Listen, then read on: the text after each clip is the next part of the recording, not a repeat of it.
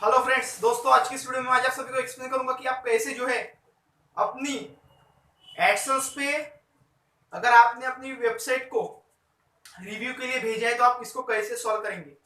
दोस्तों उसके लिए मैं आज आप सभी को टिप्स दे रहा हूं कि अगर आप अपनी किसी भी वेबसाइट को एडसेंस पे अगर आपने रिव्यू पे डाला है, अगर उस पे कुछ भी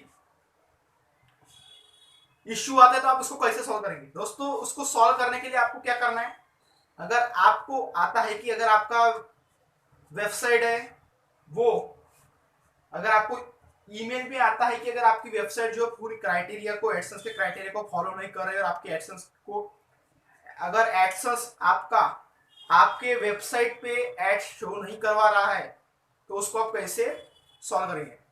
दोस्तों आप पहले ईमेल पे पढ़िए कि क्यों नहीं कर रहे, फिर आप क्या करें अपने एडसेंस पे वही आईडी से लॉगिन करें, फिर उस अकाउंट में जाके वहां पे लिखा रहता है कि आपका कौन सा इश्यू है।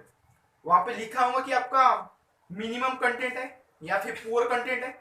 दूसरा टॉपिक है आपका वेबमास्टर पॉलिसी होगा, वेबमास्टर पे अगर आपने कुछ इंडेक्सिंग नहीं किया होगा या फिर आपका प्रॉपर वेबसाइट इंडेक्स नहीं होगा तो वो एक प्रॉब्लम रह सकता है। तीसरा रह सकता है कि अगर आपने किसी भी पॉलिसी को वायलेट करते हुए अगर आपने कोई भी पोस्ट पे अगर आपने कुछ डाला होगा वर्ड, जैसे कि आपने हेटफुल वर्ड डाला होगा, किसी किसी आपने वायलेट करने वाली पॉलिसी को वायलेट करने वाला कोई भी अगर आपने शब्द डाला होगा तो उसको आपको हर एक वर्ड को पढ़ के आपको वो वर्ड रिमूव करके जो है फिर आपको उसको अपडेट करके जो है रिव्यू पे भेजना होगा।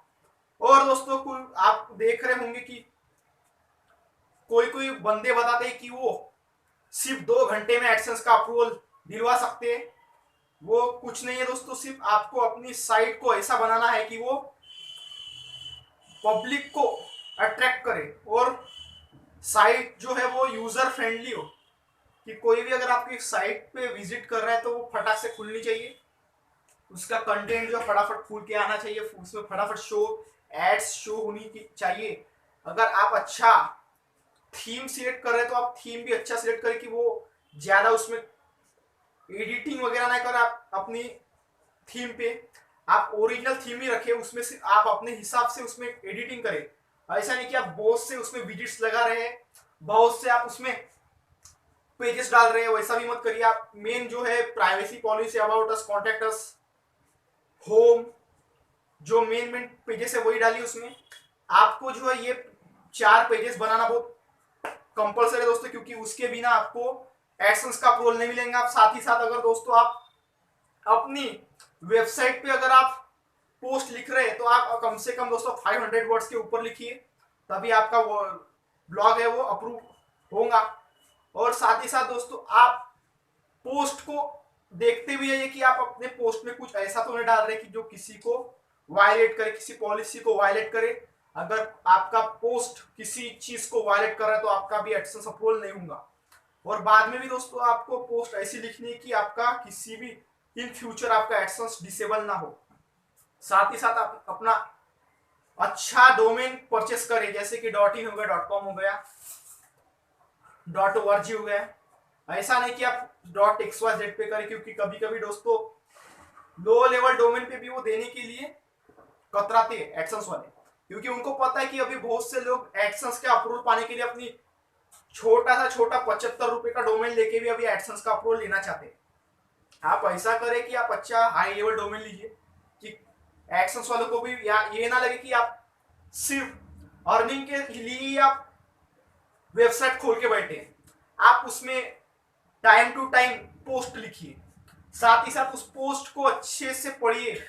उस पोस्ट को पब्लिश करने से पहले आप उसको अच्छे से पढ़ के खुद ही सेल्फ रीड करके देखिए कि ये पढ़ने लायक है क्या नहीं। अगर आप खुद को ही वो अच्छे नहीं लग रही तो अगले वाला क्या पढ़ेगा आपकी पोस्ट को, वो देख के स्किप कर देगा, दूसरी वेबसाइट पे चला जाएगा। उसका अच्छे से आप उसका रिव्यू करिए, आप उसको इंडेक्स करिए गूगल पे और बिंग सर्च कंसोल पे। साथ ही साथ आप अपनी साइट को शेयर करिए अदर प्लेटफॉर्म्स पे, जैसे कि बिंग हो गया, याहू हो गया, ऐसे अलग अलग सोर्सेस पे आप उसको ये करिए। अगर आप चाहते कि उसमें अच्छे ट्रैफिक मिल रहा है तो आप पेड ट्रैफिक भी ले सकते हैं। नहीं आपको समझता तो गूगल एड्स रन करवाइए, अपनी साइट को गूगल एड्स पे आप शो कराइए, तभी कुछ मिला के आपका जो है साइट रैंक करेगा। और आप एसईओ ऐसा करिए कि कीवर्ड्स पे एसईओ डिपेंड करता है दोस्तों। अगर आप डाल रहे हैं how to work from home in corona time, अगर आप ऐसा भी डाल रहे हैं तो उसमें भी दोस्तों कीवर्ड्स का थोड़ा सा 19-20 रहता है कि अगर आप कीवर्ड्स ऐसा नहीं डाल रहे कि जिससे आपकी साइट रैंक करे तो आपकी साइट कभी भी रैंक नहीं करेंगे, आप कितना भी अच्छा कंटेंट डालिए। कोई भी सबसे पहले जो रहता है वो सिर्फ फर्स्ट वाली रिकमेंडेड वेबसाइट पे जाता है या फिर सेकंड वाली, उसके नीचे वो 4, 5, 6, 10, 15 ऐसे पेजेस को विजिट नहीं करता है।